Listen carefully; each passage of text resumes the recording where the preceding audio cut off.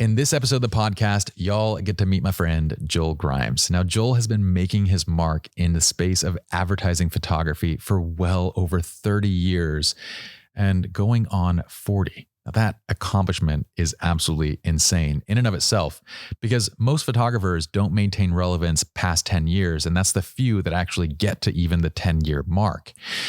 On top of this, Joel's work has maintained relevance through the years, meaning today, if you look at his work, it's absolutely impeccable and it's still ahead of the curve. This is unheard of. Joel has worked with people like Blake Griffin, celebrity and sports figures across the board, as well as companies like Volvo, Visa, Adidas, SoCal Edison, pretty much, the list goes on and on. In this podcast, Joel and I are going to be talking a lot about his process, how he approaches his shoots. For those that aren't photographers, I'm going to break things down a little bit more of a simple format. He's going to talk about what it takes to become an advertising photographer, what it takes to stay ahead of the game, how to market, just tons of great information, insights that honestly can be applied to any creative or entrepreneurial venture. So let's go ahead and dive in. This is the TSS Podcast. It's a place for authentic conversations to uncover the stupid, simple truths that help us succeed in business, create better relationships, and lead more fulfilling lives. Welcome to Think Stupid Simple.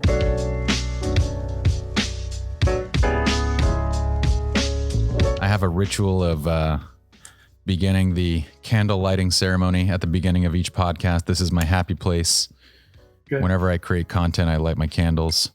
And my friend, tell me, Joel, what are you up to these days? Like, what are you doing right now? Well, we live in crazy times. This whole COVID lockdown, and even right. Prior to that, I was, as an educator and a commercial advertising photographer with clients that I'm, having to maintain and to keep that side of things going. I was averaging 45 speaking events a year. Dang. Some of those are, as you know, like Texas School or whatever. That's about a 6-day commitment. Wow. Most of them are about a 3 to 4 day commitment. So almost every week I was on a plane going somewhere. Yeah, these are live speaking events at, say, trade shows, yes, like you said, schools, places where people gather. And I would do probably 2 international trips a year. Europe mainly, but I've done, we went to Israel, Tel Aviv. Obviously there's a couple things that go on in Dubai and things like that, but Mexico, been down there a couple times with great audience, a group of photographers photography is really big in Mexico, but going around teaching photographers how to, well, I have my tagline is be an artist, live your dream, create an income with your camera. Be an artist, live your dream, create an income. I love it. Yeah. So that's kind of my thing. I however, was getting worn out. So even prior to, my dad died about a little over a year and a half ago. So June, a year ago. Sorry to hear that. Yeah. And it was, he was 87 years old, but the thing is that about this, it takes about a year to pull back on my commitments. So, because a lot of the commitments I make a year out. So to clear my schedule, I had to say, no. I have a hard time saying no, by the way, because I love what I do and I love teaching, and I don't want to let anyone down. So if someone asks me, hey, can you come out into, Podunk USA and speak to a Podunk SLR lounge at the time. Well, no, but it's just, I love it. But it got to be where I said, I'm worn out. And yeah, you have to say no to things. Well, and I was gone. I averaged 230 days a year that I'm gone. So, but one year I averaged 300 days I was gone. And I was like, okay, this has got to come to an end. So for 2020, I cleared my schedule. I literally had, wait, but this is you cleared your schedule before COVID, or COVID cleared your schedule? No, before COVID, before anything. Wow. It took me a year. So 2019, I started clearing my schedule for 2020. Wow. And so obviously I didn't know COVID was going to be around. So this year has been a great sort of catching up on things. In fact, I just literally got back from a bike ride. My wife and a couple we know, we just did about a 2-hour bike ride. So I'm doing more of those kind of things that I didn't have time to do. And we're building a house now too, out in Wickenburg, north of Phoenix, I guess it would be northwest of Phoenix. This makes me so happy to hear, Joel. Yeah. So, but I'm kind of getting back my soul in a little ways because of the crazy schedule that I was on. And I, as a general rule, up until I'm 63, so up until about 3 years ago, I acted like I was 25. All my assistants would tell me that I'm wearing them out. I go 100 miles an hour nonstop, and I have the energy of the Energizer Buddy. But a couple of years ago, I just started to get a little bit like, oh man. And, I'm just starting to slow down a little bit. I'm like, why am I on this pace? Why am I going 100 miles an hour? And so that's why my wife and I just said, look, I need to take a break. I also bought one of those Sprinter, it's Winnebago Revel Sprinter van camper thing, 4-wheel drive. And I've been taking trips with that. Just trying to catch up. You know what's really funny? I think I don't know how old you are, but when you kind of start to, I always say, when you're climbing a hill in your career, right? And then you start to flatten out a little bit, and then you're on the downhill curve, right? I'm on the downhill curve right now. My son said, well, it's a lot of work getting up to the top of that the flat plateau, but it's really fast going down. So you've done so much in your career though, that I feel like, first of all, this sabbatical is well-deserved, much needed. I also am very inspired by you on many levels. I don't know if you know this, but for the past, ever since our interview, in almost each of my lectures, I would bring your name up, and it would be, oh my gosh, it would be, every time I'm standing in front of people, I would say, my friend Joel Grimes does a test shoot once a week. Yep. And I would say, how are any of you expecting yourselves to catch up to photographers like Joel, who have 40 years of experience and are still doing test shoots once a week, when all you do is shoot when you're paid? Yeah. And I've said that message so many times. So it's inspiring to see what you've done, but I'm grateful and happy to see you enjoying life. I still love doing photo shoots.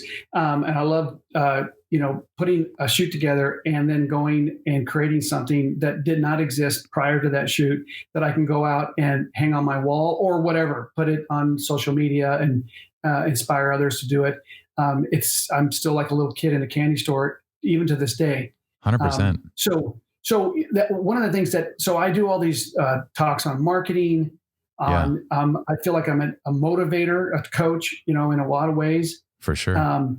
And one of the things that I get, all these emails and I respond to them. And one of the things that I've been thinking about lately, because my boys have come up to me and said, Dad, you're just a natural, you're motivated all the time. There's never like this, I don't know what to do. I'm bored or whatever. I can't sit still. Right. And so you could say that's part of my personality, and it could be part of my personality. We're still all humans and we all act like humans. But one of the things I learned a long time ago, and I maybe shared this 7 years ago, but my first photography class in college, I'd taken some classes in high school, but I remember sitting in that class with 35 other students, and I put my work up and I would get shredded. and I was no rock star, I can tell you. And I'd sit down and I go, maybe I'm not smart enough to do this, right? Because I was not very good on the academic side of the school. I just was a lousy student. But photography was a visual / technical, and there's this artistic side you got to sort of understand. And for sure, I thought maybe I can't get that right. But at 19 years old, I remember sitting there, and I can, as if it was yesterday, I remember thinking to myself, if I outwork these people, I got a chance. Yeah. And since that day, that's over 40 years ago, I have made this conscious effort and a mindset that if I can outwork anyone, I have a chance. So I get people come to me all the time. My boys, I share with my boys the same stuff I share with anyone else. I don't save the good stuff for them. Yeah. But I always say, find someone that's at the top of the rung in any field. You want to make furniture, custom furniture, or you want to be an actor in Hollywood, or you want to be in a rock and roll band, whatever it is. Find anyone that's at the top of the rung, and ask them how many hours a day they put toward their craft or whatever it is they're doing. Just ask them how many hours. Yeah. And they're going to tell you 10 to 12 hours, probably something like that. So for you to compete with that person at the top of the rung, you have to at least put in 10 to 12 hours. Absolutely. You can't do it in 6. Well, and I have a hard time with, earlier I said, I'm glad you're enjoying life. And I should append that statement and rephrase that statement because, I've worked very hard as well in my life. And I have a lot of kind of people that around me that are like, you really should enjoy life. You really should enjoy life. And I'm sitting there going, I am enjoying life. Like I do enjoy what I'm doing. And I think you've tapped into that very early on that, hey, if you actually enjoy something, you can dump lots of hours into it while still enjoying. Now, maybe you're not going on vacationing. And I think there's something to be said for a little bit of balance because I think it enhances certain things. And I'm glad that I should say now in 2020, Joel is feeling balanced, but I would think you're enjoying your life the whole time. Yeah. I mean, when I had little kids at home, boy, I'll tell you, you have to spend time with those kids. Yeah. And I would come off the plane and get home and I'd be exhausted, but I always made time for those boys. And, of course, when they were little, we homeschooled them. So we would go and take trips and we'd do stuff when I had blocks of time off. Yeah. And so that was important. But yeah, you have to have some kind of balance. But I love what I do so much. Yeah. And, to be an artist in anything, whether it's a musician or you're an actor or you build custom houses, whatever, like I said, furniture. You to be an artist or to be able to have a creative outlet to do something that you can go and put your little personality and your interest in and time and your stamp on it, and then go and put it out there, and then people respond to it, and then sometimes they don't all respond positively, but you get people that love what you do, and it's like, how can life be any better than that? It's an amazing thing. And so I've had a great run. And I'm still going 100 miles an hour with the Joel Grimes Academy and other things I'm doing. But yeah, taking a little bit of breaks help. I think one of the things that I don't know about you is if your parents are still alive, but they are.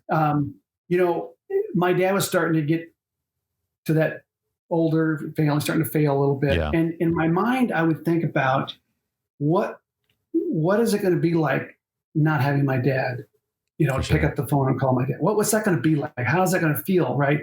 And so you think about that and you sort of like, it's like before you had your first child, you think, because I love kids, but until it's your kid, it's a whole different thing. Right. Oh, but I would think, what's that going to feel like? And then of course, when you have a kid, it's 10 times more and greater than what you thought it was going to be, or 10 times harder than you thought it was going to be.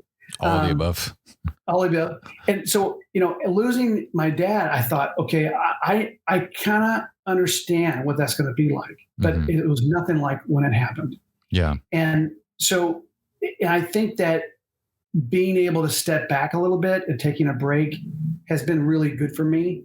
And I still reflect on that loss and the emptiness that you have there. But I don't think anyone can really prepare for it, but it is part of life.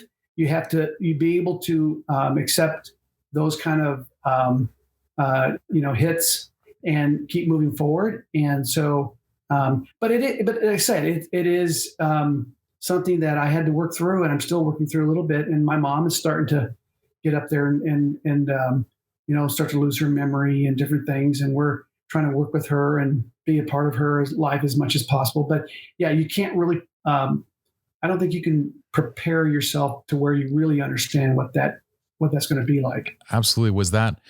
Was your father passing kind of part of the impetus of clearing the 2020 schedule and kind of? No, I actually, well, yeah, in a way it was. I was already starting to think about that because we had a bunch of stuff that came in. And I said, no. And then of course my dad fell, he broke his hip. And then it was about 3 weeks later that he passed. It happened pretty quick, but he was really losing his memory. Yeah. And so when you sit down with him, it wasn't like a conversation that I would have had 10 years earlier. Absolutely. So, yeah, it's, I like you said, you can try to think about something like that. You can try to think about having a child. You can try to think about losing a loved one, but you really can't speak on it or understand it until it actually happens. And then it's usually dramatically different. So I can't speak on that. And I feel for your loss.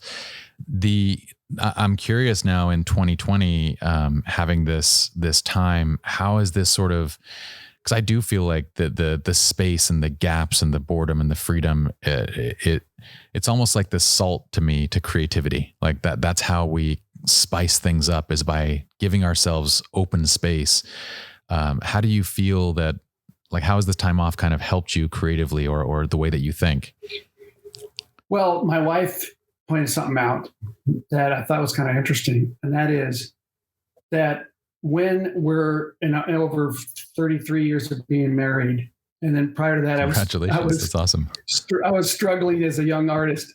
I work a lot better being broke, mm-hmm. in a position of having nothing. Mm-hmm. Because when you have nothing, you have to work your butt off like right?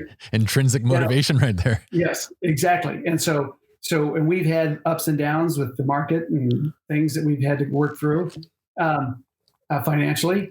And when you got money in the bank, all your bills are paid, no debt, you're sitting there on a chunk of money, and you're kind of like, what's on Netflix?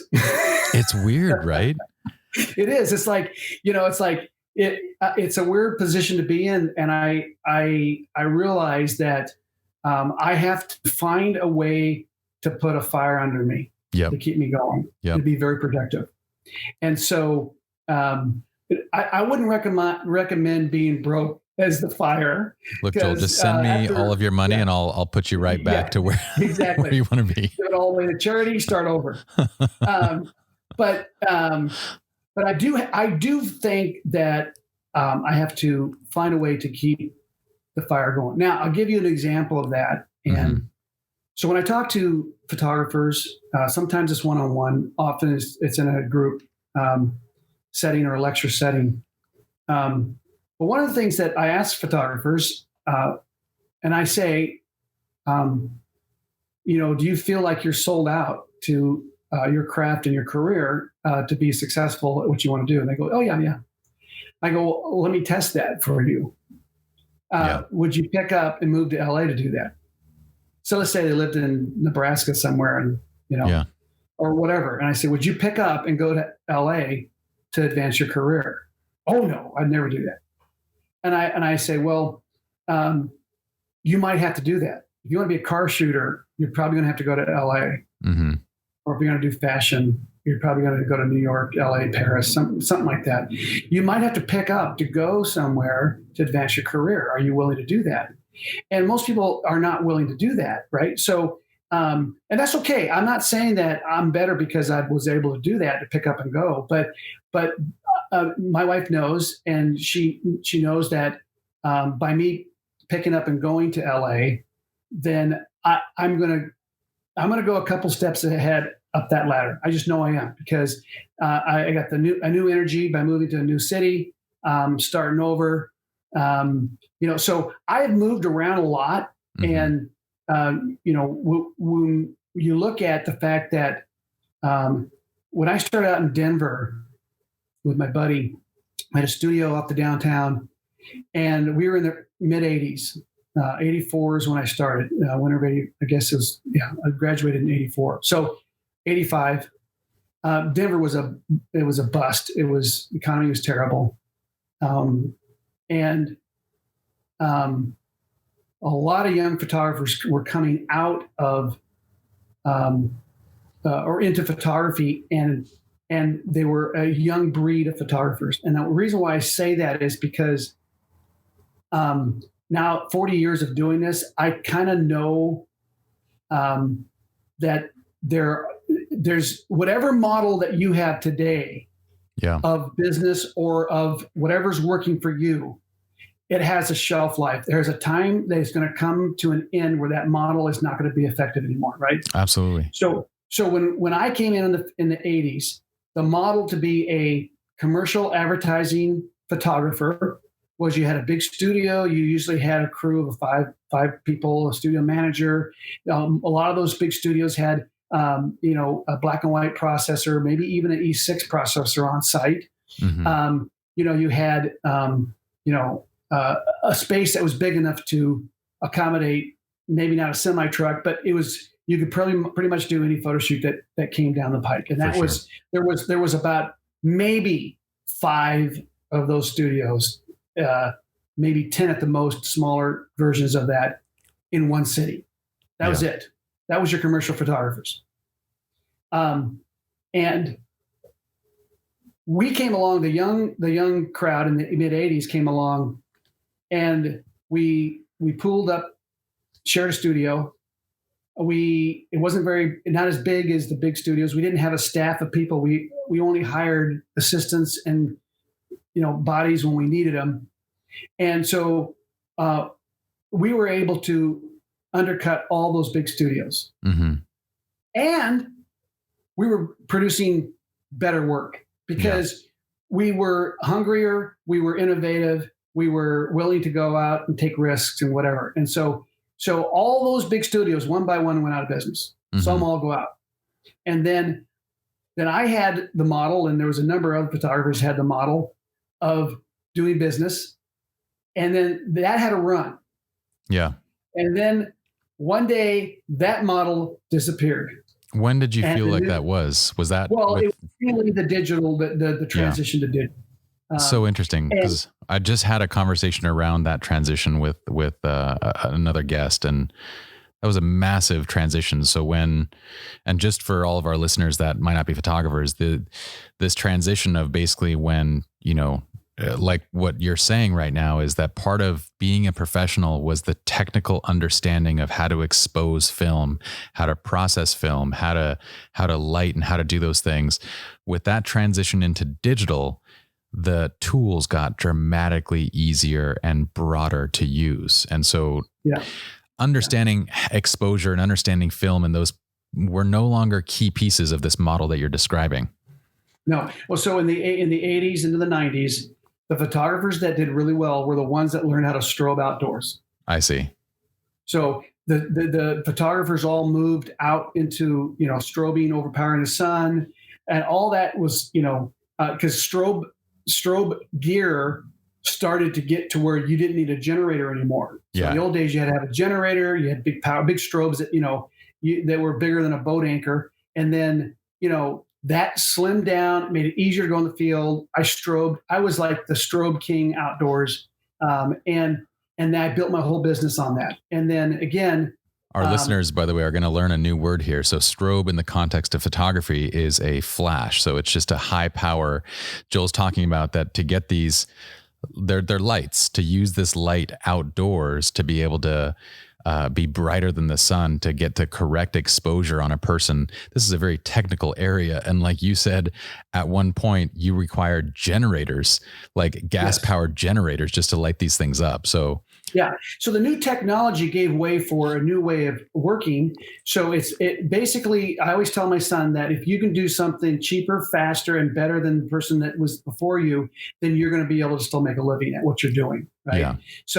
So digital came along, did it cheaper, faster, and made it, in a lot of ways better than film. For sure. And so, but what happened here's the interesting thing that happened. I watched all my colleagues that I rubbed elbows with. I went to the lab. We all, hey, how you doing? High five. Well, maybe not that friendly, but, but you had friends that were in the industry, and you would always be bouncing into each other, and you would know who your competition was, who was doing what kind of specialty other photographers are doing. And some of them were very successful. and they had about a 10-year run. And I always say that that's about the life of any model that you have. It might be shortening now with all the, the advancements in technology, which are flipping over quicker than you can, sneeze. But you had about a 10-year run. What happened was about 80%, I don't know, I didn't do a poll on this, but about 80, 90% of all those photographers that worked in the model that we did in the 80s and the 90s could not move on. They did not move on. They didn't innovate. They didn't go and learn digital, Photoshop, all that, and they died. Yeah.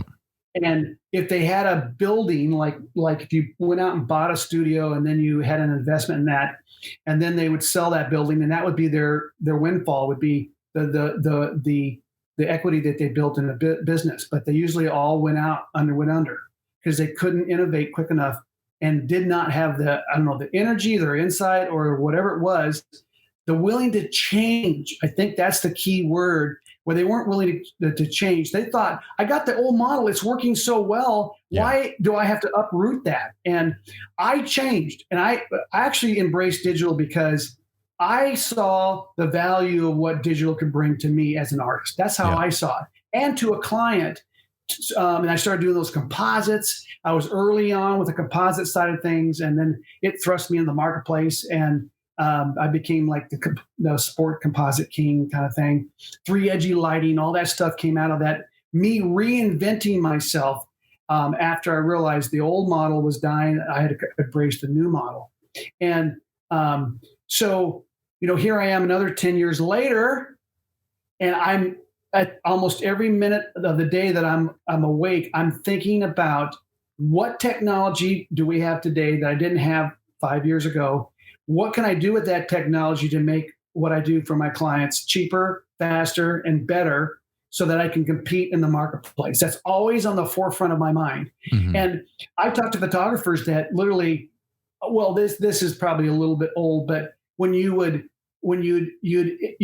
mention a technology that's, let's say, been around for 3 years, and you say, hey, I'm doing HDR. And they go, what's HDR? Yeah. Or whatever. Whatever it is I'm doing a lot of things. I call it platography. We don't have to talk about that now, but I'm doing things today I couldn't do 5 years ago or 3 years ago or 2 years ago. And I'm implementing it in my work to give me an edge over the marketplace. And I have to always have that on the forefront of my mind, or I will die. So what I want to show here, and you've photographed many, many iconic sports figures, many celebrities. There's so many things that I want to point out, but one of the things that I want to say first is I don't know of anybody that is moved from generation to generation while increasing and improving the tools and skill set to enhance their creativity. Meaning, like, the work that we see right now, this is the work of someone that you would expect is, and no offense, I mean, you'd expect it's someone young and just edgy and on the cutting edge. And to see you with the level of experience that you have, to transpose that experience and take the best of what you've learned and to bring it to each new iteration of this medium, I don't think I've seen anybody do this better, to be honest. Well, one of the things that's funny about when I was 19 years old in that class and looking at all the really smart students, and I'm sitting there, how can I compete? And I look now at the fact that I've been in the marketplace, and I'm now an educator in the marketplace for photography. And I think, how did that happen? How is that possible? Someone who got dropped on their head at 2 years old, dumber than an ox, could be in an industry and be an influencer in the industry. It blows my mind, right? And I think that it's a testimony to the fact that I have put in the hours. I'm always thinking about how to get a better picture. And also, I think one of the things too is that, my son was learning piano, and I was in a band, and I played guitar, and I wrote and sang, and had a comb. I used to comb my hair, but I've always looked at music as an outlet, to be a creative outlet, as an artist. Sure. And I look at photography as a creative outlet. Sure. I have to make a living with that, but it's a creative outlet for me. And I'm no creative genius, I can tell you that. But I understand it as a creative outlet. It's not just a technical outlet. And my son was playing the piano, and he was doing all the notes perfectly on the piano.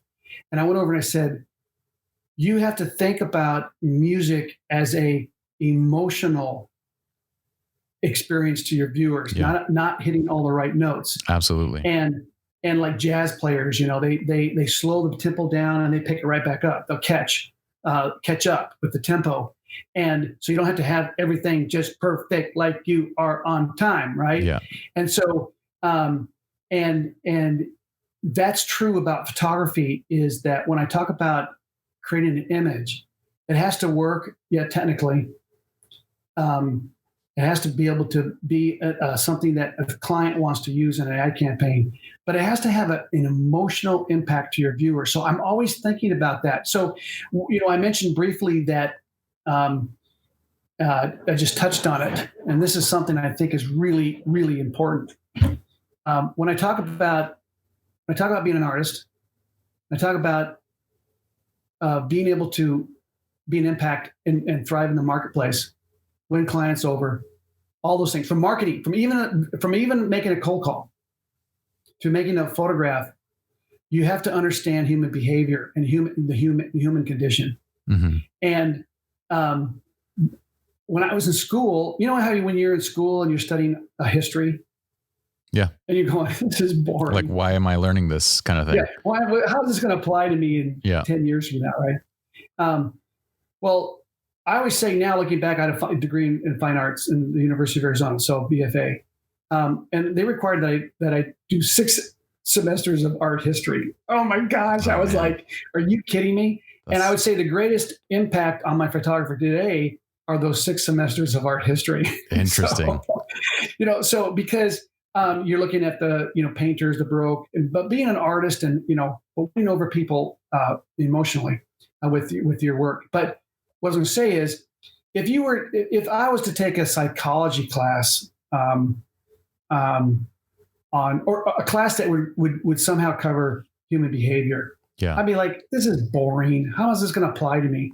But I would say the greatest sort of strength that I have as a photographer is I have learned how to deal with humans, and I understand human behavior is extremely predictable. Mm-hmm. And I'll give you an example of that. And when I teach, and this will apply to anyone who's wanting to be an actor in Hollywood, you want to be a script writer, you want to sell that script to, potentially make a movie, or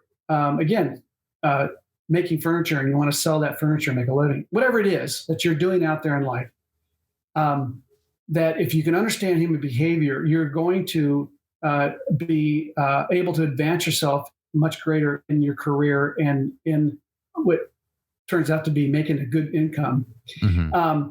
And so I'll give you an example of that.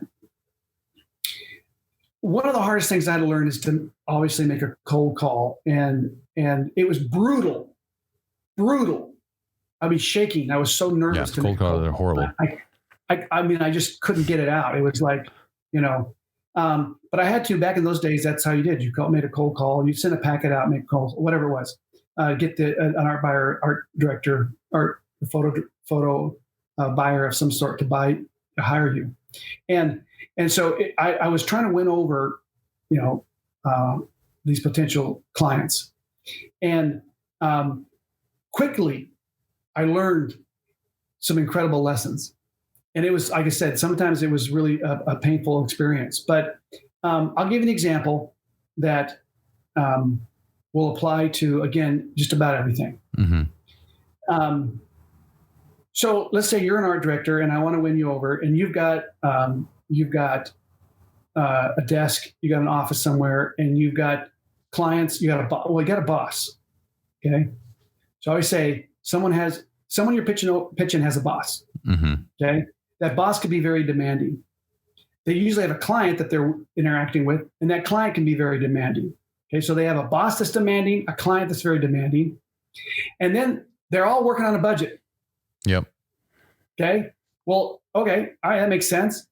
And Generally, they're overworked. Mm-hmm. Because everyone I hire people, I overwork them, right? Because that's what I want. I want to get the best out of my money investing into that person. So I'm going to make sure they're running around, not sitting there on their phone texting. Right? Get to work. Yep. Right? So they have all this going on, and then they're pressured.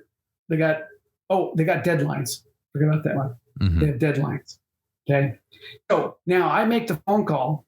And you answer the phone and I say, hey, Joel Grimes, I'm a photographer and I'd love to come in and show my portfolio. And you're going, I am so busy. Yeah. And let's say you're rude to me. Like, I'm good, Joel. I don't have time for photographers. Yeah. And they hang up on you, right? Mm-hmm. Okay. All right. Well, that happened to me hundreds, if not thousands of times. I made 3,000 cold calls my first year in business. That's crazy. And so, but when I was initially making that phone call, I didn't understand the person that I was talking to. I didn't understand who they were. But not only does that art director have a boss who's demanding, a client who's demanding budgets, deadlines, and everything else, they have a life outside of their job. Of course. Yeah.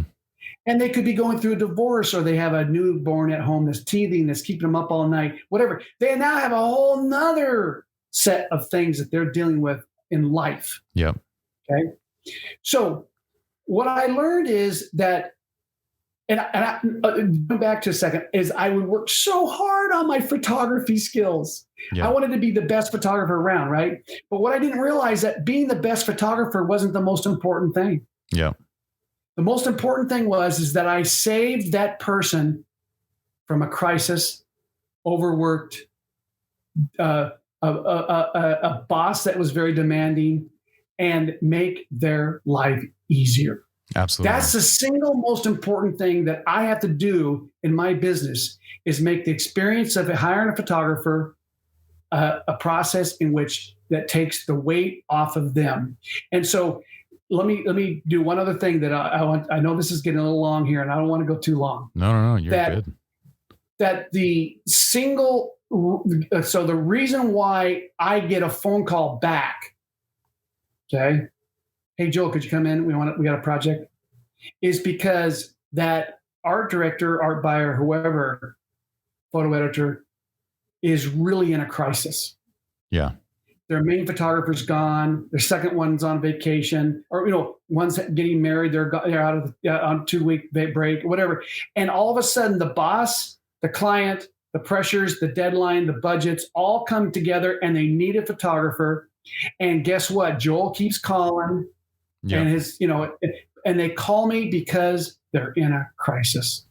So I say that in the early days, probably 90% of all jobs I ever got was not because of my great photography skills, but because I happened to get my name into their brain so that when they had a crisis, they called me.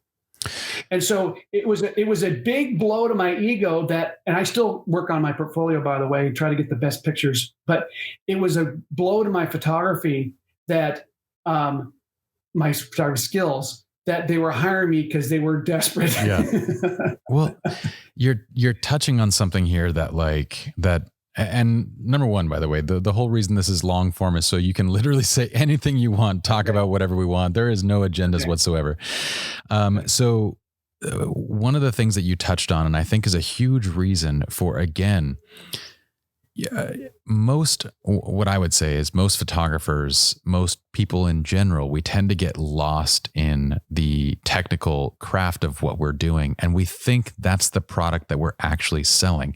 And what you said about the piano was very important. The line that you said to your son, right? Where you told your son,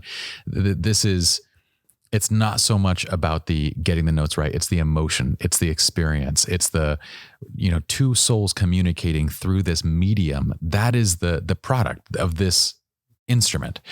And the reason why I can see your work evolving and staying with and even ahead of the time is because you were never attached to the technical component, or at least you recognized early on in your career that you weren't actually selling a photograph. You were selling an experience that happened to end with a photograph. And so, as any technical craft kind of develops over time, and the tools to production, they get democratized, right? That's the word, the catchphrase that's used all the time. The tools to use the medium becomes easier. You drill down to the core of what the medium is. And so many photographers get lost in the technical side that they fall out of date. And I can put a timestamp on when they fell out of date by simply looking at their portfolio. Yep. And that's what I'm saying about your portfolio is so unique, is you've adapted, and it's still ahead of its time. And the reason why was because you never got attached to the craft and the medium itself. You understood that the photograph itself was just a medium for what the clients want to express. And because of that disassociation, you're able to simply keep up with the technology while your product is taking what your client's vision is and actually putting it into print. That to me is your product. Yeah. And there's another little secret that you have to understand that was a blow to me too, or at least a eye opener. And that is that when you first start out, you're trying to win over you're making cold calls. You think that you need lots of clients and that you have to be the jack of all, you have this diverse portfolio and you want to win over everyone. That's what you think. Yeah. And in reality, I can only physically do so many jobs every year. Mm-hmm. I can only do so many jobs. Yeah. So I only need so many clients. And so I can specialize, right? Because if, let's say I need 10 clients, realistically in the commercial advertising arena, I can probably do one ad campaign a month at best, because it's about a 3 to 4 week process for me to do an ad campaign. Yeah. These are significant engagements for sure. Yeah. Mm-hmm. I may only shoot 4 days, 5 days, but to get that to pull off, I need about a month to do it. Yeah. So, so let's just say I do 10 to 12 ad campaigns a year. I'm exhausted. Yeah. So I don't need that many clients. So one of the things I learned is that I'm willing to take the risk of specializing. Yeah. You don't need to speak to everybody because you can only serve 12 people. But when you're starting out, you think that risk is too great because you got to put food on the table, right? Your kids are needing diapers and you're like, I got to do everything.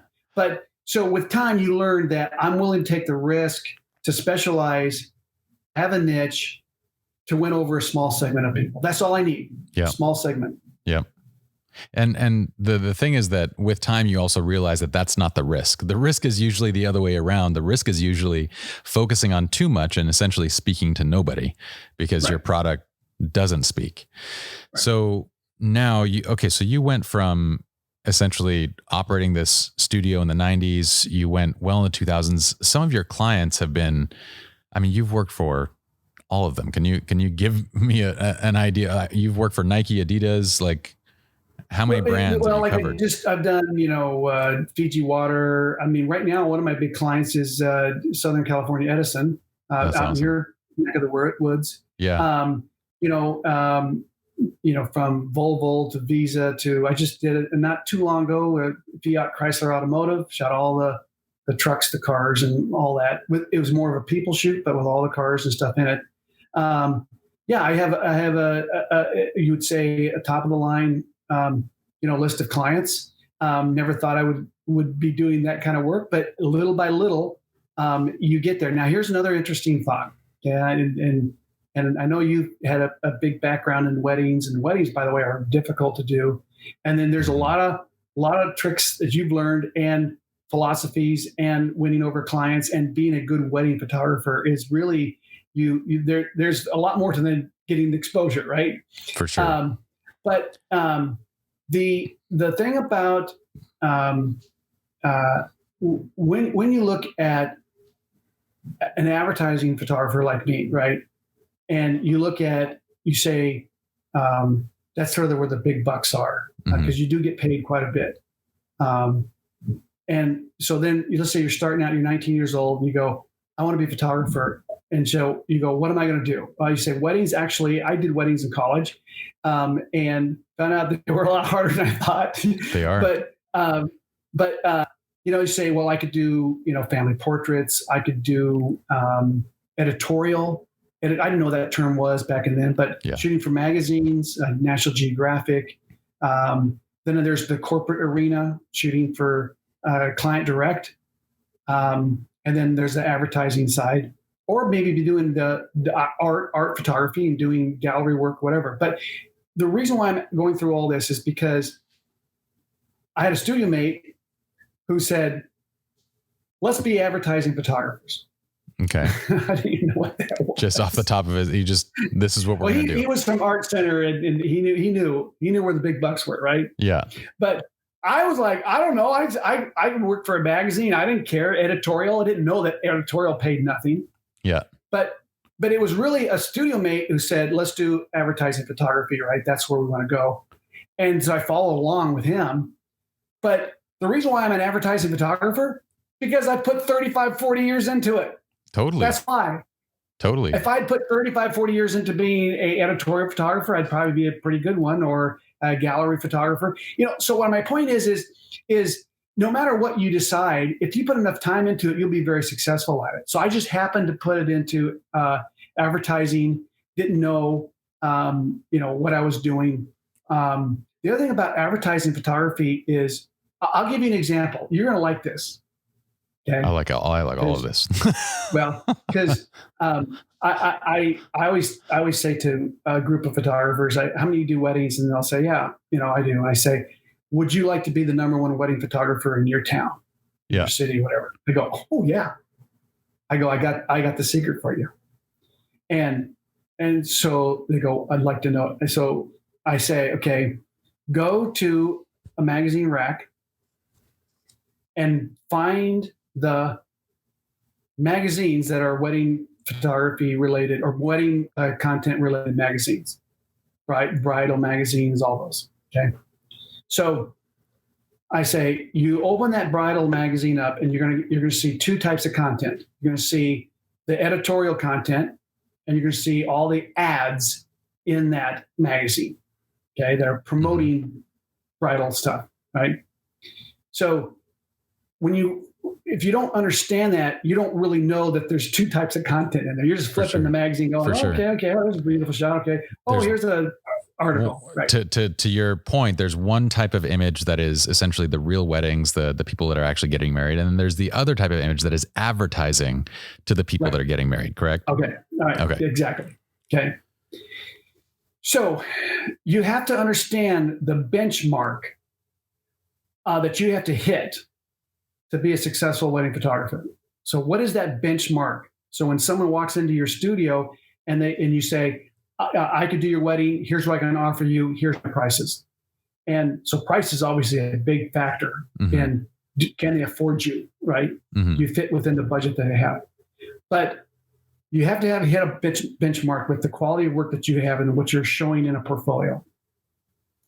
So one of the things I say is, if you're a future bride and the mother of a future bride, what are you looking at to get ideas for? Right now we have Pinterest and whatever, but they have a content arena that they're looking at potential ideas for dresses, for the cake, for all these things, and so they're looking at the top of the best photography work out there, the bridal magazines and the advertising magazines. Yep. Okay. So then they walk into your studio and they're like, oh, we got all these ideas. We're so excited about the wedding. We got to pick a photographer, and you plop open your portfolio and they go, wow, that's not a very attractive bride. Yeah. The groom is bald. He's, double chinned, and he's got a belly, and they look at that image and they go, this photographer's terrible. Yeah. Right? Because their benchmark is up here. Now I know there's a lot, tomatoes were thrown at me when I said this. No. Right? What you're saying is accurate, because you're taking pictures of people, right? So the photograph, in terms of like being aesthetically pleasing, is heavily dependent on who's in the photograph, like the other qualities.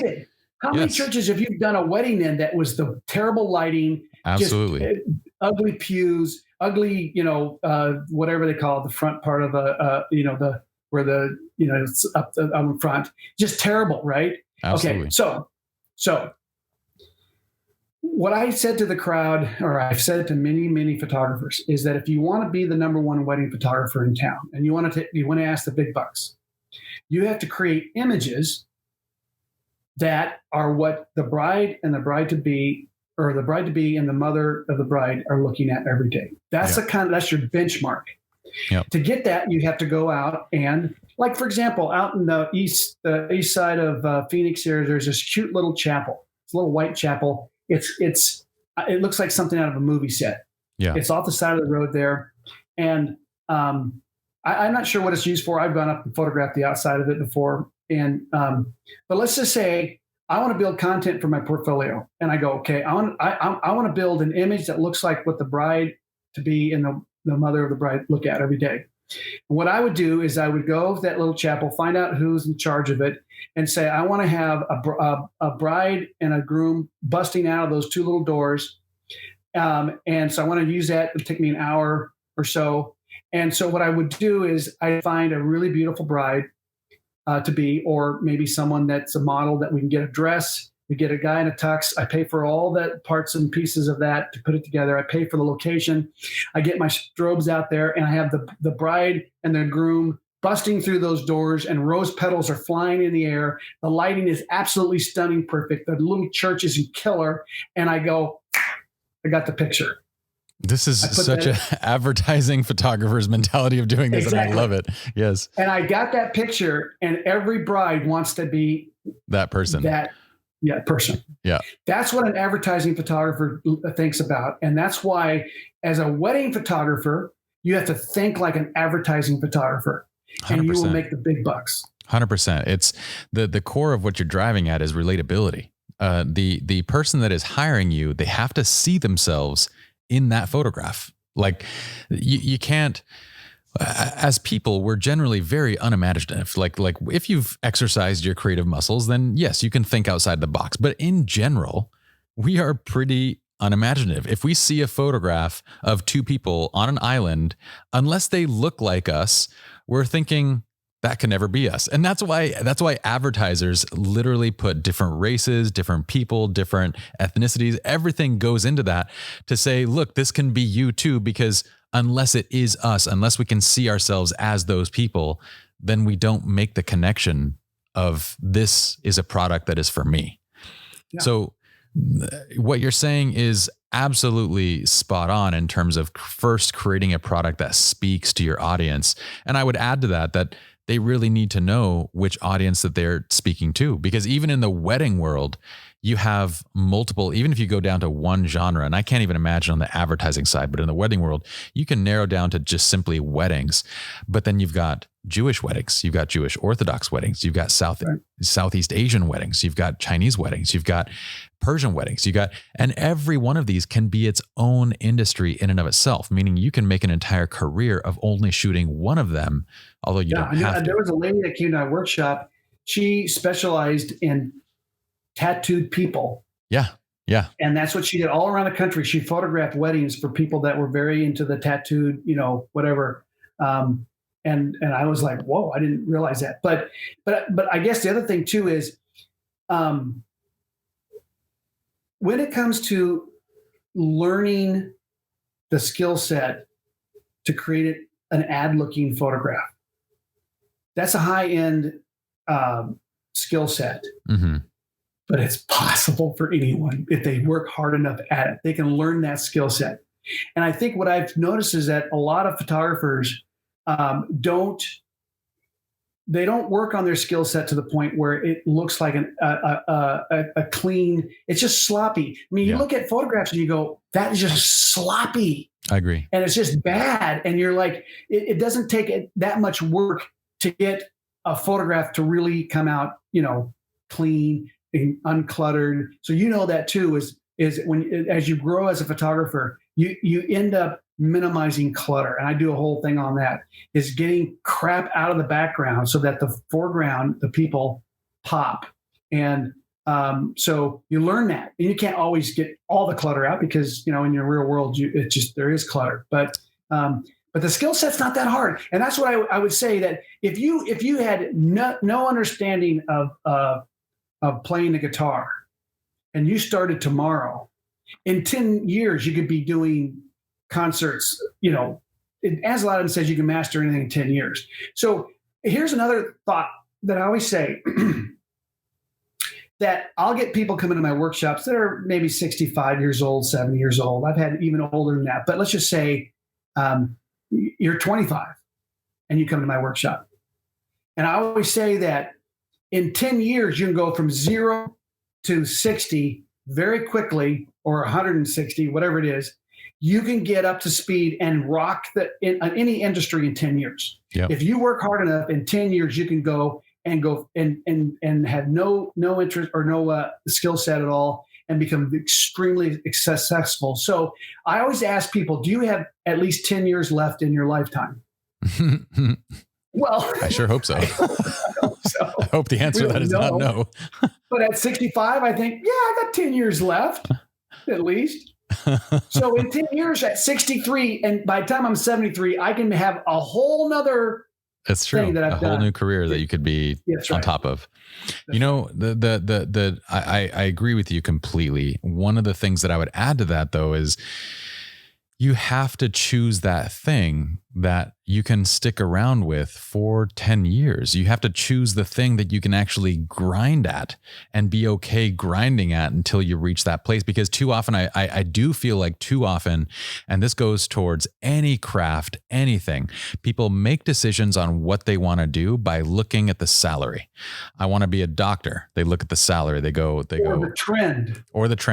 They look at the wrong piece, right? So, and a lot of times it's generated on trends or money or whatever it might be, or this is going to be a great, but they don't base that decision on the reality of what day-to-day life looks like doing that thing. So they fall into that thing. And I'll give you examples in the wedding photography industry. Like you said, wedding photography is not easy. I mean, what people will look at is they'll go, Pi's charging $20,000 to $50,000 to photograph a wedding. That's insanely dumb for just one day's worth of work. I can do that. And then they go into it and they can never get to that place because, first of all, it's taken me 10 years to get to that place where I can command that kind of dollar and respect. Yep. Instead, they complain about how difficult it is to deal with people. It's so hard dealing with the mother of the bride. It's so hard dealing with bridezillas. It's so hard just trying to, I don't know who would do this. I don't know.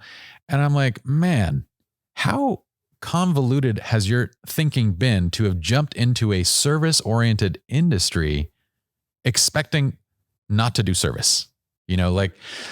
So no matter what it is, maybe it's advertising. So advertising photography in general, the nuts and bolts of what you do, Joel, is not what's on TV. What's on TV is the windblown, studio backdrop, and you've got a hot model standing in front of you, and Joel's like snapping pictures, and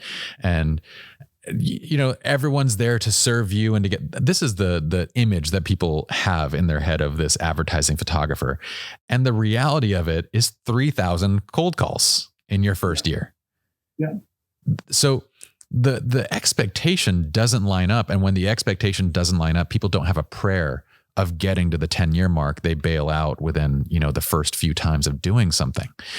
So how is there a way that you would recommend for somebody to actually narrow down what it is? Because that's probably the biggest fear, right? You talked about how, what we want to do as photographers, what we want to do as business people is to serve everybody. We want to do that because we want to put food on the table. We want to do that because we're pressured, we're desperate, we're all those things.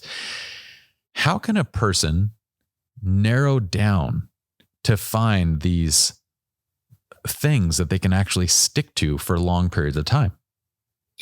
Well, so you drive down the road and you look over and you see a billboard, and you see this really cool picture on the billboard, and you go, I'd like to have that billboard. I mean, I'd like to be the photographer that has my work on that billboard, right?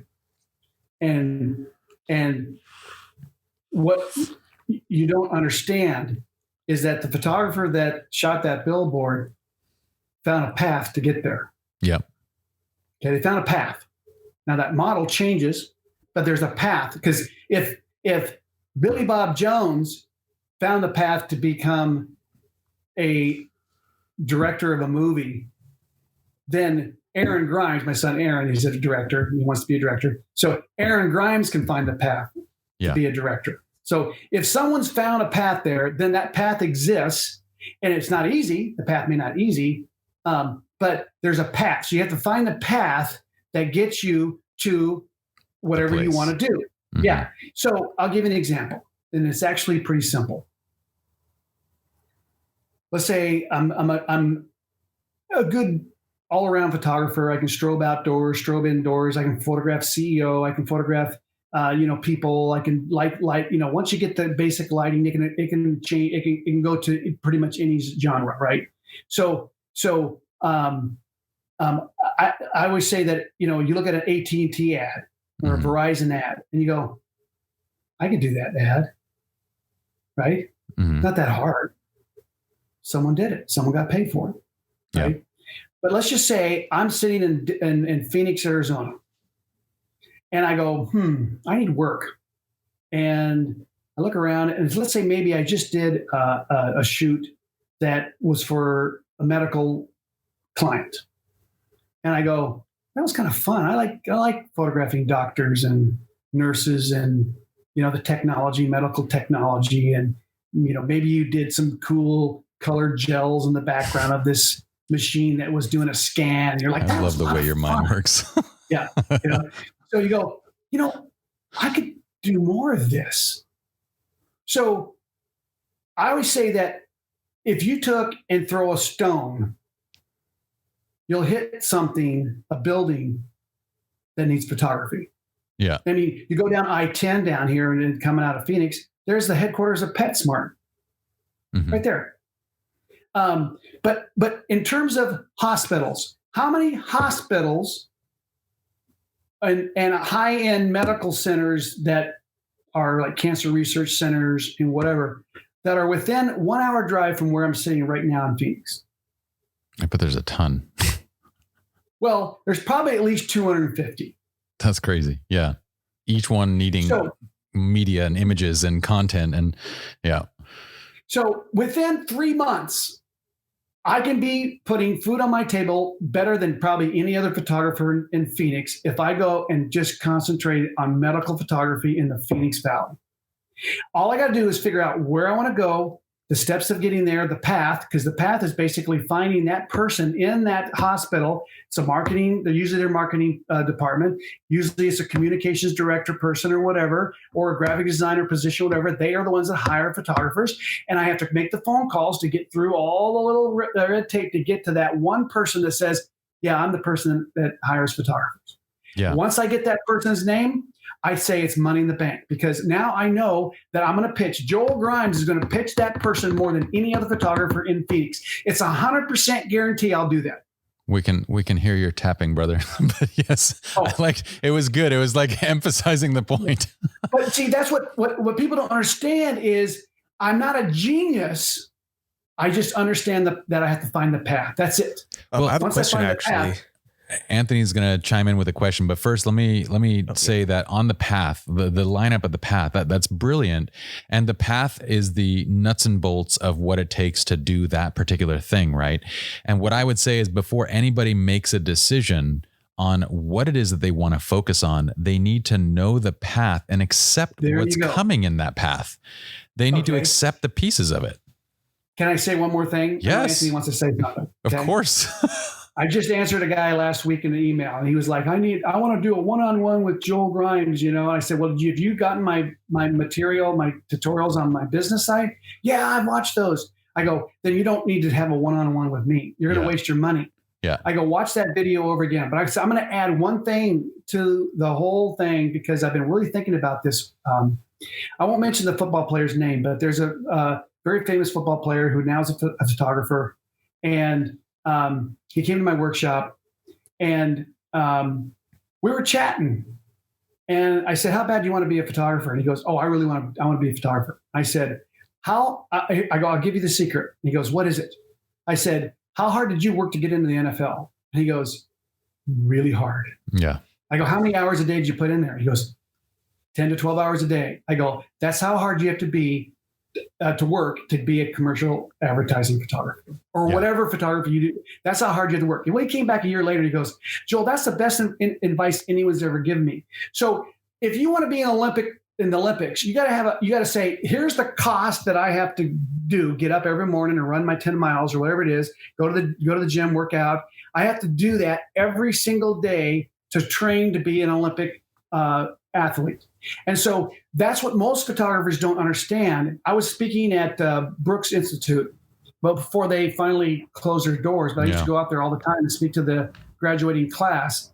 And I was actually in one of the classes that I had, they asked me, normally I would give a lecture, but they said, can you critique their final project?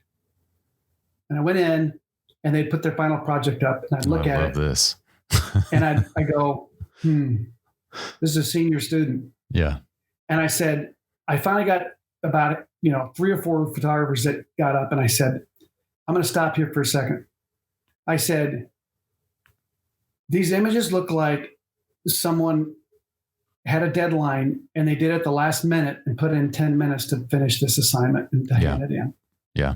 I said, at that time I was in my 50s. I said, I'm 58 years old and I produce more self-assignments than you probably do as a student in college. Yeah. So if you want to be a working photographer, you better get your act together because you're not going to make it with this kind of work. And I know that the instructor was like, oh my gosh, but he was probably clapping too. Like that, That is huge. So you got to understand that it's going to take a amount of energy and focus that there's a cost to that. But to me, it's so much fun taking pictures. I don't really look at the hours and go, oh my gosh, I'm worn out. I'm just having so much fun that I can't go to bed. I'm retouching, and my wife's like, it's 2 a.m. Why are you still retouching? I'm like, because I'm having so much fun. But that's the piece of the path. That path has to be the right path for you, your personality, who you are. Mm-hmm. Then it feels that way. There's one other beautiful, and I want to get to Anthony's question. He's like sitting here. He's like, when do I ask my question? So there's one other thing that was beautiful about that process, that analogy of the hospitals. And that's not even an analogy. You can literally go and do that. Right. But the other piece that I don't know if people understand, by narrowing down that niche, by choosing, I'm going to just focus on the hospitals and these are the ones in this area that you have taken your job of marketing from, well, if I don't have a niche and I'm trying to appeal to everybody, how in the hell do you market to every single person? How do you market to all the things going on versus how well could you focus on simply hospitals in your area? So by choosing a niche and specifically after the niche, selecting an audience, you have a precise marketing route that is actually doable. Now, go ahead. Well, I was going to say one thing. When I was first starting out, I started showing my portfolio and I would ask the graphic designer or whatever, what do you guys do here? Oh, we do annual reports. Oh, really? I didn't know what annual reports were. Yeah. And there were a lot of oil and gas and different companies in Denver. So I'm like, my friend Steve said, let's go to Back and Forwards magazine and, act like I'm an investor type person. And you just check mark all these industries that you want annual reports for. So oil and gas, power utilities, whatever. And then one day, they started showing up in the mail, right? This is before the internet. And I had about 200 annual reports that I could flip through.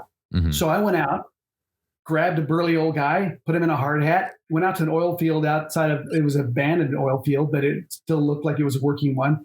And I shot this guy in all these different, kind of positions, picking up, big old wrench and, I had grease on his face. And I did all these shots, put in my portfolio. Within 2 weeks, I had my first annual report. Within wasn't too long, I had been over to 50 countries. I made I won't even tell you how much money I made at shooting annual reports. That's ridiculous. It was dude. incredible. I want to know. I want to know how much money you made shooting annual reports. But I'm saying all it took was, annual reports. Oh, okay, oil and gas. That's brilliant. It wasn't, again, I say it's not even brilliant. It's just a basic common sense, but most people don't have that. I guess that's what I would say. Anthony, what's your question? Yeah, Anthony, go. Okay. So I hope I can word this question properly. I know this is probably a question for both of you. In the beginning, obviously, anyone who's starting is going to be chasing all these new clients, but I know there is a turning point for everybody, especially when they are consistent with it, that soon people start coming to them instead. So my question was that at some point, were you starting to be intentional with the specific people you were seeking out as clients, the people who were well connected?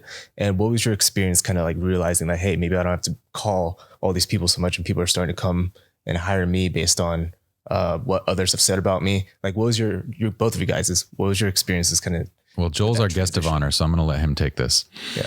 Well, now, like how you're in the wedding industry is a little different too, because you do get a lot of word of mouth. I would think that it's very different between our industries. Yeah. Because at a certain point in weddings, they just come to you. I'll give you a little insight to how I look at the marketplace and I look at other photographers. I had a buddy who did product photography in Denver. And he shot, baby toys and products and boots and hats and all this stuff. He had a studio and he was very good at it. And he came to me one day and it was just that transition to digital. And he said, Joel, I got a photographer who's upgrading his digital back. And this is a back for a Mamiya RZ. Okay. Mm-hmm. So medium format back. And I can't even remember the megapixels of that back. It was probably 6 megapixels, somewhere around there. This is back when, so let me clarify again. So Joel's speaking of back when essentially the camera was a separate component from the back of the camera. And I think some cameras are still like this today, but you could basically, and that's what's Joel's referring to as the back of the camera. The back is where it's recorded. Put it on your camera and shoot, exactly. Shoot digital. Right. Yeah. So we were shooting film. And one of the things with film is that if I bought a sheet of film for $3, $5, mm-hmm. I would process it for $5 and then I would mark it up and I'd charge $20. So $10 into it, I'd charge $20 for the piece of sheet film. Mm-hmm. Or a roll of film was, $18. I would mark it up. Yeah. Okay? So every job I'd have a certain markup off of my film processing. And so my friend comes to me, he says, Joel, I got this potentially to buy this digital back for my camera. So I can go from shooting film to shooting digital in my product work. And there wasn't any 35 millimeter camera type at the time that was probably enough quality to do client work.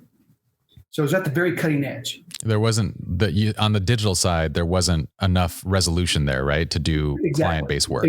Exactly. Yeah. So he comes to me and he says, I have an opportunity to get this digital back. Now, I was not doing digital at the time. I was still thinking it's not good enough. I'm just not, And so I said to him, well, what's it going to cost to get this back? He said, well, he's giving me a great deal, $50,000. Dang. Oh, man. My chin's on the ground going, what? 50 grand? Yeah. I go, so let me ask you a question. I go, why are you getting this digital back? And this is what he told me. He says, because it gives me a edge over my competition. And I said, how does it give you an edge? He says, I can put on the door of my studio, digitals to studio, digital capture studio.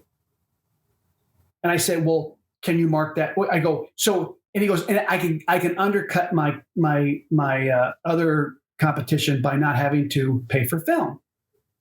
And I said, first thing I said, well, I make a pretty good chunk of money every year just on my markup of film. Is there a way you can do a markup on digital capture? I mean, would you do that? He goes, well, I don't know. I haven't thought that out.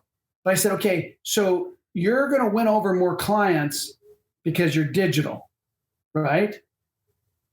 And I go, okay, so what's the most you can charge for a day's fee for doing product? He said, 1,500.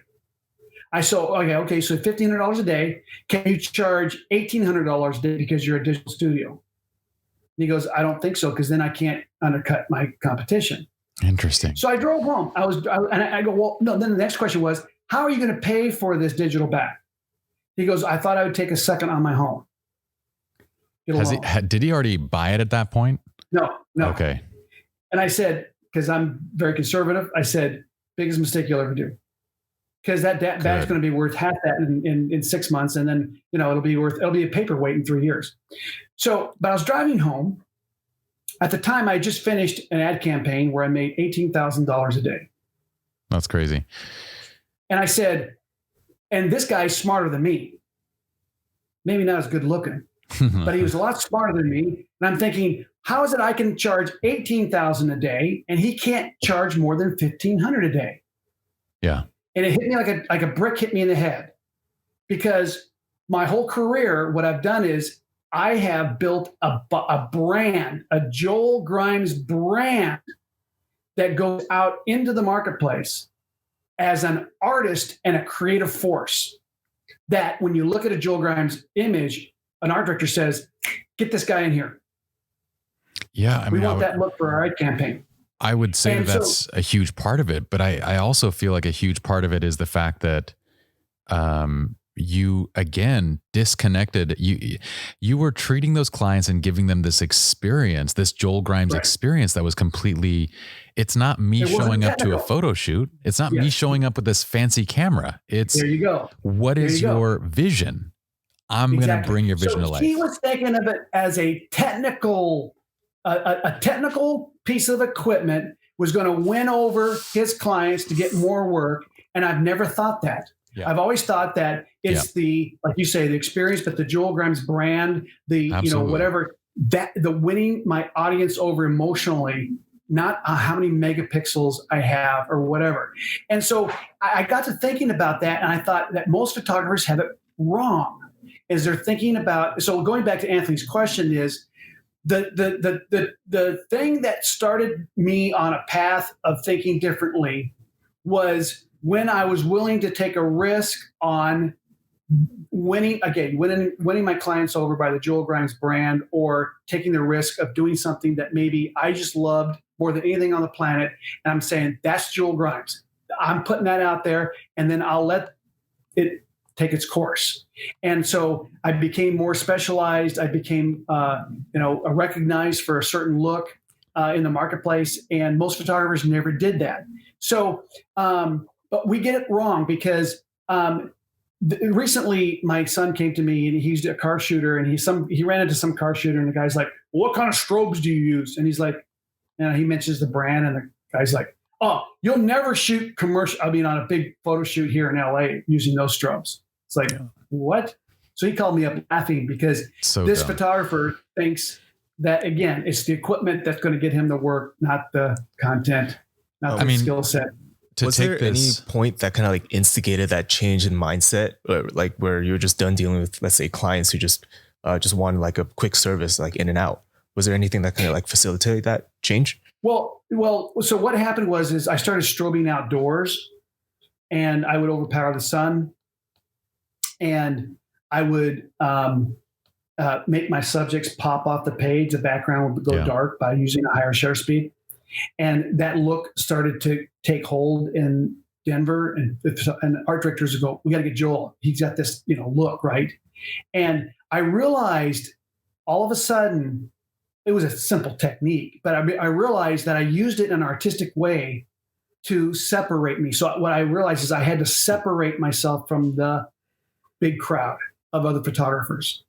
And you say, well, that sounds logical, but it's true. You have to separate yourselves from the masses. And one of the things that I always say is that, let's say you see a photographer who's very successful, and they have a certain model that they're using as a template to be successful. What happens?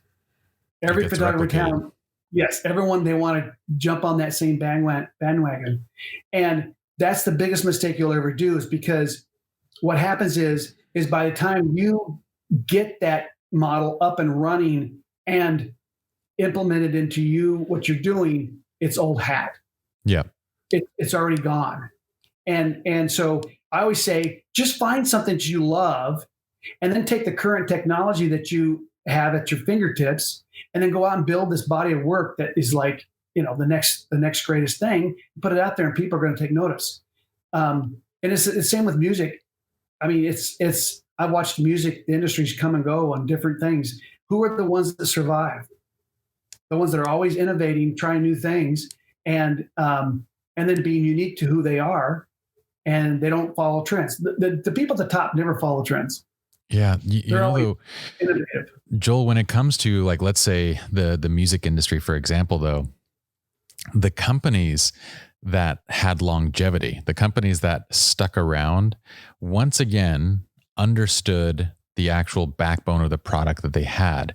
The companies that were attempting to leverage simply and make money off of technology itself, like, how many companies were just like, cassette tapes are everything, we're going to jump into cassette tapes because this is how people listen to music. And how many of those companies exist today? Those used to be massive companies that were in that. Yep. And what they failed to recognize was that what they had was a medium. And the ones that successfully translated were the ones that took the actual product and just moved to the next medium that technology gave them. Now, in relation to you and this technique of going outdoors, lighting up somebody and making it darker than the background, back then that differentiated you because there weren't that many people that knew how to do it, and it got you in the door. But today, everyone does it. Everyone does it. It can be. There's strobing outdoors is not a big deal at all anymore. Yeah. So this is the piece that like ties into everything else that you're saying. What we're discussing is that what now the technology of photography has distilled the creation of this process down to simply just things that everybody can pick up and things that many people have done really well at. Now, the part of the professional photographer that will never be handed off is you're interfacing with the client, understanding their vision and value, and translating it to what they want. And I would argue that that's the piece that people still come to you today for, because they know that you do this better than anyone else. Well, the other thing too is I've never looked at photography as a way to get rich.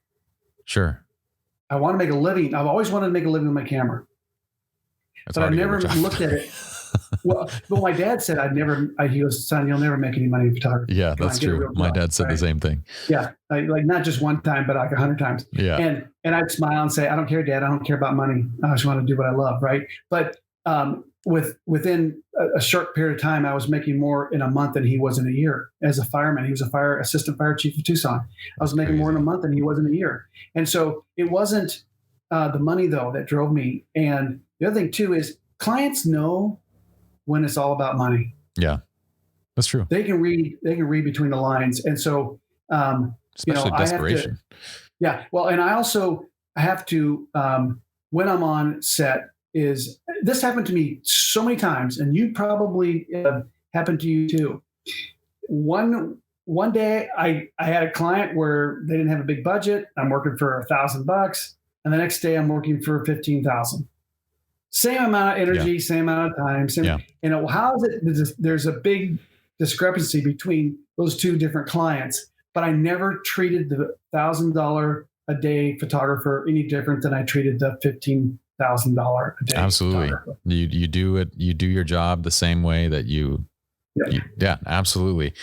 And going back to this, there was something that you said about the technology piece, and for the photographers that are lost in the technology piece. And it kind of reminded me, like, how would I take this to another medium to help listeners understand what this is like? And I kind of started thinking of, like a fine dining, like a high-end restaurant. And I started thinking of, are you a foodie? Do you like food, Joel? Meat and potatoes. That's it. Meat and potatoes. Okay. So you're not a foodie. Okay. So there's a lot of really great restaurants here. I'll talk about one, Spago. These are restaurants that you would pay a significant amount of money that they're their head chefs are people like Wolfgang Puck. The head chefs are Gordon Ramsay, very well established chefs, right? Nobody like the photographer thinking that they're going to take their digital back and be able to sell photography because they have a digital back. It's kind of like Spago saying you should come to us because we use good meat. Like we use good meat in our products. You should come to us because we have the best olive oil. You should come to us because we have a really big freezer. Yes, we have a really big freezer and we can definitely serve. Yeah. We have big enough tables to handle your party of six. Like these are things that are expected.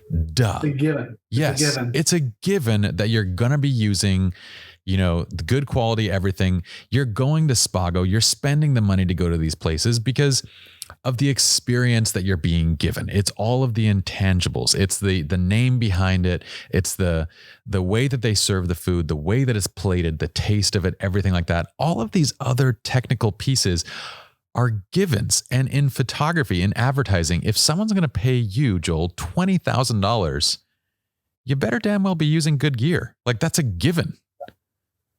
Yeah. Or you have a backup of everything on a set. So if something breaks, you just grab it and keep going. That's another thing I learned early on. Yes. Backups. I'm on set, smoke comes out of my strobe pack. I'm like, my backup. I don't have a backup.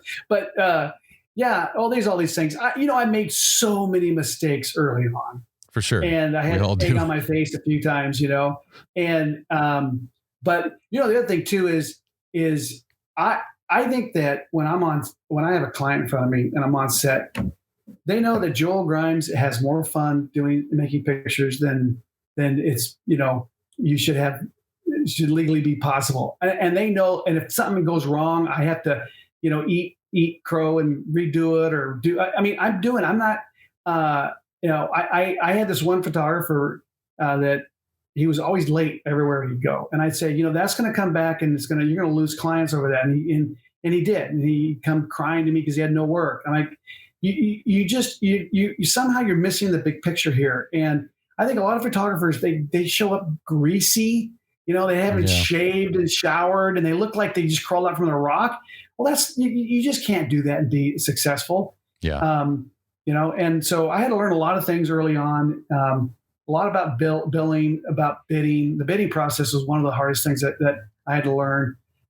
Get paid for what you do, but you can't overcharge, you can't undercharge. So you got to be able to make a profit. All those things I had to learn. Yeah. And it was even today. I'll make a mistake and I'll think I'll deal with a client somehow and I make a mistake and I go, gosh, why did I do that? I'm 63 years old. I'm still learning.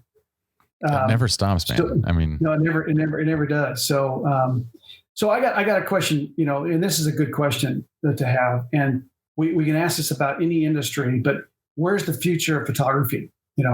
I get that question a lot. Where is it all going from here? And I think about that a lot. And because we've kind of gone through this digital explosion and we have more tools today than ever before. There's no complaints on the equipment that we have anymore. I mean, every camera out there pretty much has got it. I don't care what brand. It's all good. Produce an amazing digital file.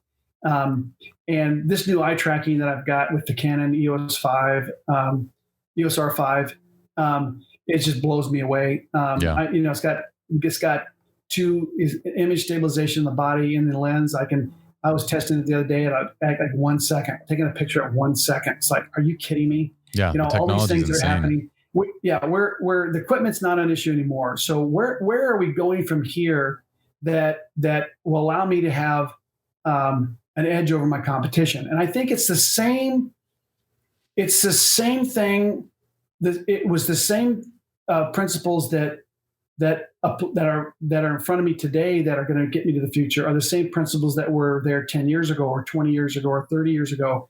It's the same principles. And that is that I have to go and find a way to take the current technology and do something cheaper, faster, and better than what I could have done 2 years ago, 5 years ago, whatever. I have to hand something to a client that is, I've cut my time in half to do it now, because now I don't have to charge as much money over a given period of time. I can do it half the time.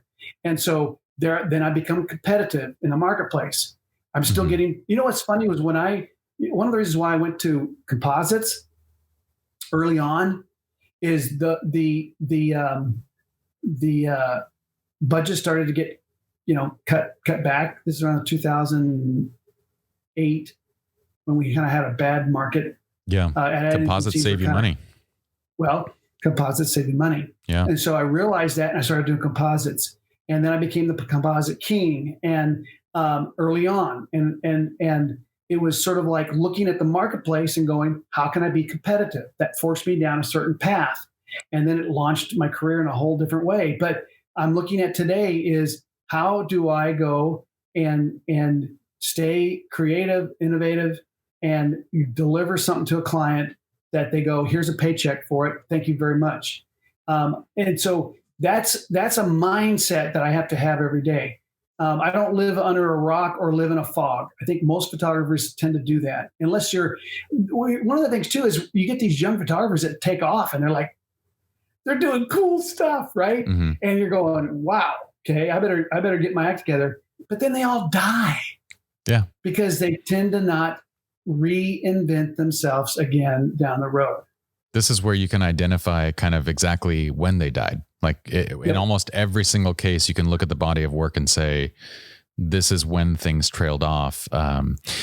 So enough of the technical stuff now. I'm very curious, just from a fanboy standpoint.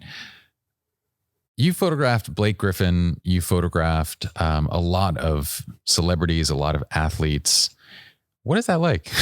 I'm very curious. Well, I get questions like that all the time. And one of the things that people ask me is that when I photograph a $100 million athlete,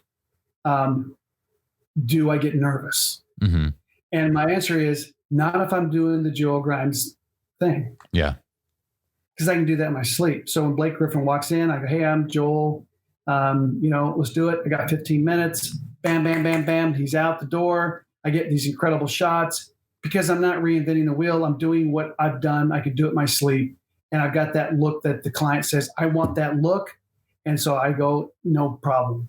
And so I got to tell you something that is kind of interesting to me, is that if you gave me a chance to photograph Tom Cruise or some really good old cowboy in Montana, mm-hmm. I would choose the old cowboy in Montana any day over Tom Cruise. Now, is this because you'd get as much time as you want with the old cowboy versus the 15 minutes? It's because I don't want to photograph someone famous, because that makes the picture somehow have greater value. Yeah. I mean, I agree. Like that, there are a lot of photographs where the primary substance of the photograph is the person in it. Exactly. For sure. Exactly. Now, if I could get a classic picture of Tom Cruise and it was like really, really well done, then it's a double whammy, right? And then it's great. But I don't care about the fact that I've got some famous person in front of me. I don't care about that. I have photographed some of the top NFL football players, actors, the celebrity type people. I've never asked for an autograph. My assistants do, the makeup person asks for it. Everyone's asking for an autograph. I don't ask for an autograph. Well, why is that? Well, it'd be nice to have an autograph, I guess, but that's not why I'm there. So I don't go and try to push that. But what am I going to do with that autograph? Now let me preface something which is kind of interesting. I've said this on maybe one or two different interviews before, and my wife knows this, and she says, "Don't tell anyone this." But so when I was doing advertising work, I would get these awards, these Addy Awards and whatever, and they'd have a big deal, big dinner. You're supposed to get a tux and go to this, whatever thing, and you go and get your award. And I hate those things more than anything, right? I hate those. But every award I've ever gotten, I walk home and I throw it straight in the trash can. and when I go and do things like I shouldn't mention anything. There's different speaking events that I go to. Don't get yourself in trouble. I know. And so my wife's like, she kind of chuckles because, you'll go to someone's studio and they have all their awards in the background. That's no problem. I don't care if you do that. But to me, I have no interest in putting my award up on a wall. And part of this was when I was growing up, there was 4 boys and 1 girl in our home growing up. And we had a small house and there's 3 bedrooms. So my sister got 1 bedroom, 4 of us boys, double bunk beds in about a 10 by 10 room, very small. And I grew up until I was 15 years old. I had 4 boys in 1 room. Yeah. Then we split it. My dad built an extra room. So we had 2 in 1 room. But one of the things that I learned as a young kid is that I had my little space. Don't touch my space. Mm-hmm. My brother has his little space. Don't touch his space. We had to learn that there was boundaries, that I didn't have much room, but what room I was given, the shelf I was given was mine. Mm-hmm. So, and I was a little track star and I had all these, I probably had over 300 ribbons. I broke national records in track and all that. So I had all these trophies and I'd come home and I'd put the trophy, and pretty soon there was no room to put the trophy and I had ribbons hanging on the thing. And as time goes on, they were stacking on each other. I had no room to put those trophies. And one day I walked in there, I was about 14 years old. I walked in there, I got a trash can and I scooped them all up and put them in the trash can. I went out and dumped them in the dumpster. And I realized I don't care about those trophies anymore. Yeah. That's not what's important to me. And so to this day, I don't keep awards because I don't want to look at them. I want my photograph to be looked at, not the award. Well, it's a very down to earth and humble way of approaching all that. And I feel like if you are going to work with high profile clients, you have to treat them like you would anybody else. I mean, I've read somewhere along the way that it said something like, speak to me like a fan and I'll treat you like a fan type thing. There you go. Where you can't actually have a legitimate conversation because you're approaching it from the and I have very little celebrity in the world of photography, but I don't know if you know this, but out in China, I used to have a bit of celebrity because I speak Cantonese and Mandarin, and way back, I put out a video on like what was the Chinese YouTube at the time that got hundreds of millions of views because I would basically speak Cantonese and I was telling a story and seamlessly transitioning from Mandarin to Cantonese. And it was basically a story that started out with, I'll bet you don't think I speak your language type thing. And so I could go around and in the streets, I would get stopped on a regular basis.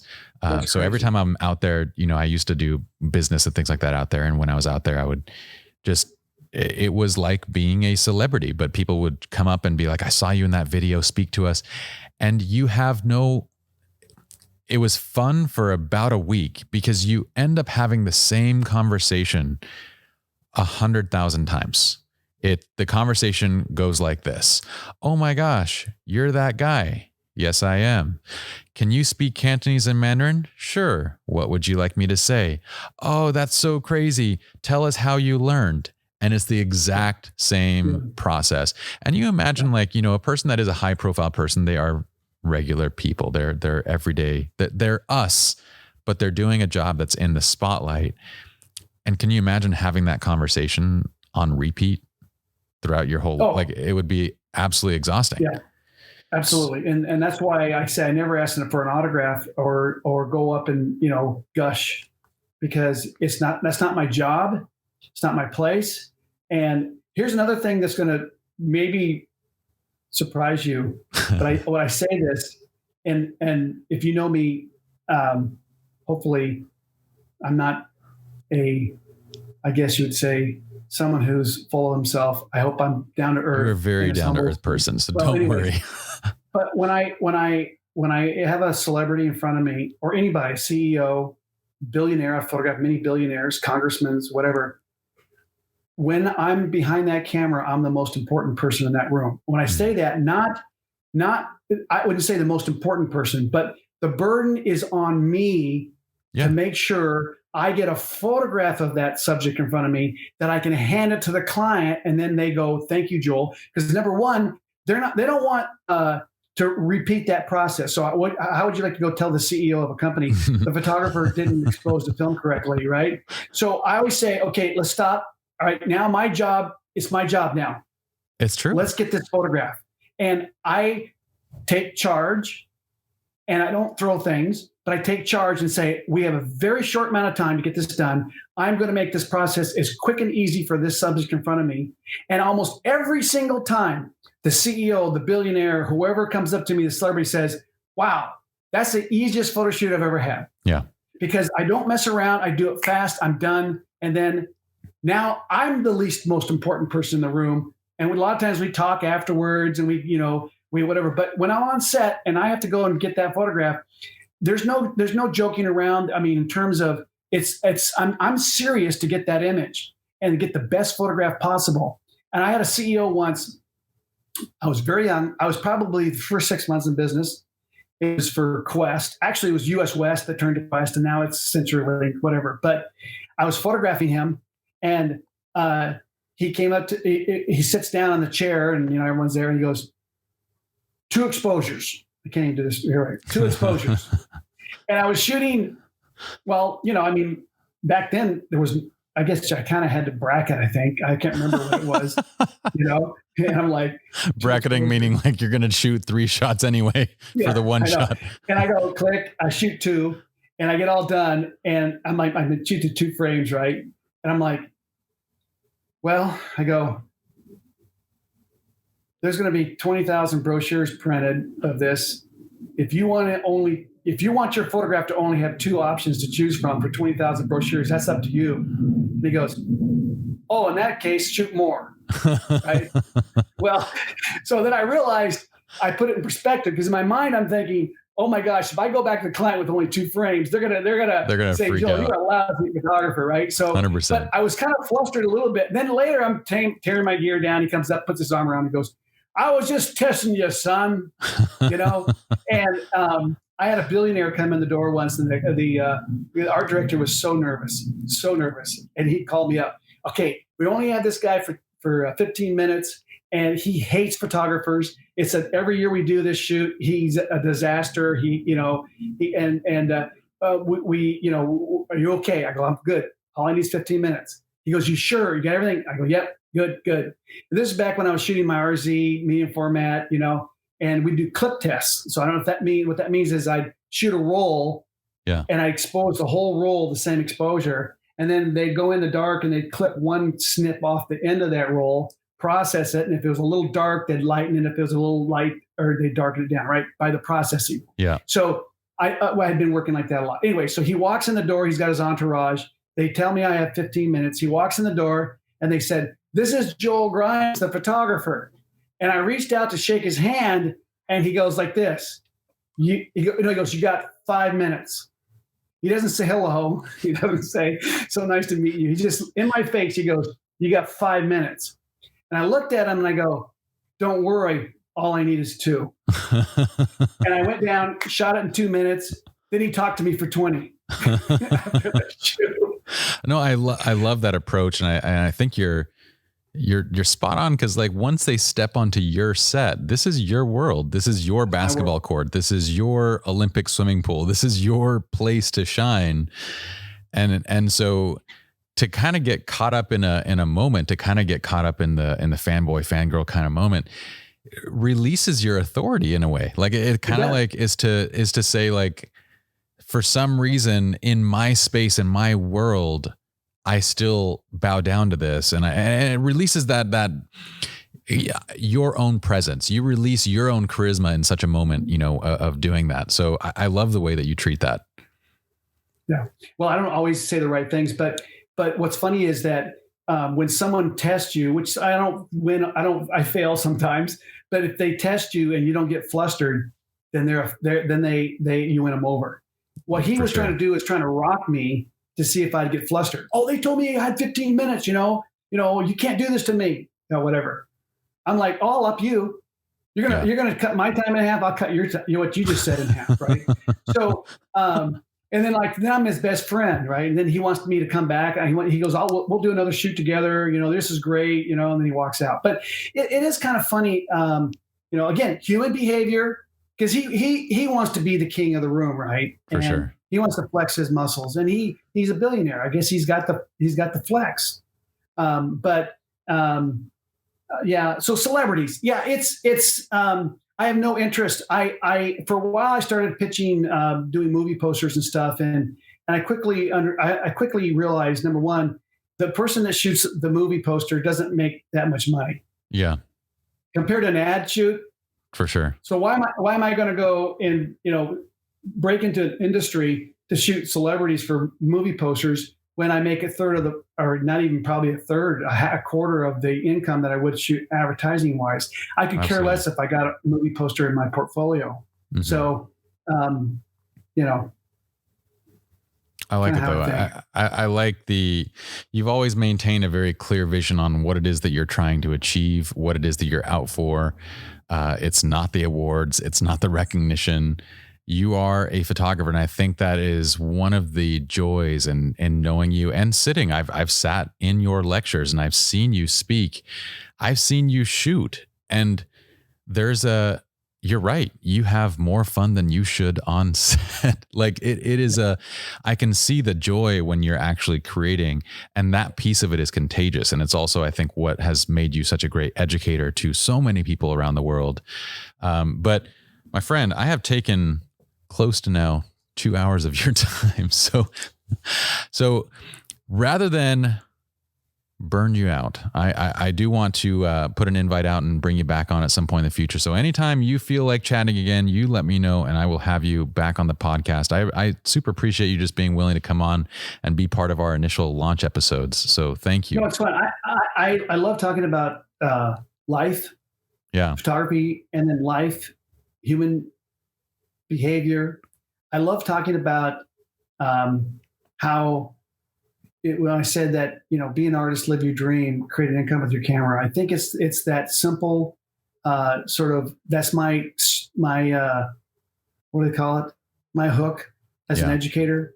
Because my dad said that I could never make a living. And I remember, thinking about being an artist. What a great thing to be an artist, And so those are fun things to talk about. And I'll always come back. I hope to keep doing this. I think get past this COVID, whatever time in history, we're gonna look back at this and it's gonna, hopefully we'll move on from here. And I'll leave you with one thing. When the lockdowns started happening, my boys called me, Dad, the film industries, in Hollywood are shutting down and everything. And they had some scripts out there that were being looked at as potential, to be picked up, and they were like, "This is terrible." And I said, "No, it's not. It's an opportunity." Yeah. And I said, because the reason why it's an opportunity is that the bulk of people will look at it as a bad thing. Take this and do something good out of it, and then you'll be ahead of them when we all come back to normal, so to speak, normal, I guess. And so my one son is learning a program now. It's a CGI type program on his card shoots. And he's like, Dad, I'm so excited. He goes, COVID is the best thing that ever happened to me. And because he goes, I'm now learning a program. It's very intense. And he's all excited about going out and creating. So I would encourage anyone who's listening that when there's a bunch of naysayers, that's the best time to be moving forward positively in a direction that will get you ahead of the game down the road, and you'll win over your competition that way. I agree with you. There's been so many. I mean, this whole thing in general is a massive tragedy, and I'm sure you would agree with that. But the fact that it's also afforded us this opportunity to actually stop, slow down, think, aim, and when we come out, to fire, like to be ready for that. So thank you for sharing that. And I can't wait to talk again, man. I appreciate you. Yeah, maybe it's not going to be 7 years down the road. No. I'll be in a wheelchair. I'll be coming in. Yeah. In fact, when this, I know, despite you'll be in a wheelchair and you're still going to be running around with your camera. So look, when next time you're out in LA again, hopefully this whole lockdown, this stuff will be over. Let's get you in the studio. Let's do a follow-up. That'd be great. I'd love to come visit. I come to LA a lot, so I'll come visit. Awesome. Appreciate you, Joel. And for those that are listening, be sure to check out Joel's work. On top of that, check out Joel's education. We're going to throw up links in the description of this podcast and everything. Joel has incredible education across the board. When workshops and in-person events are actually back up, go to those as well. But in the meantime, his online education is fantastic. So be sure to check it out. And see you, Joel. I'll see you next time. See you. Thank you. Okay.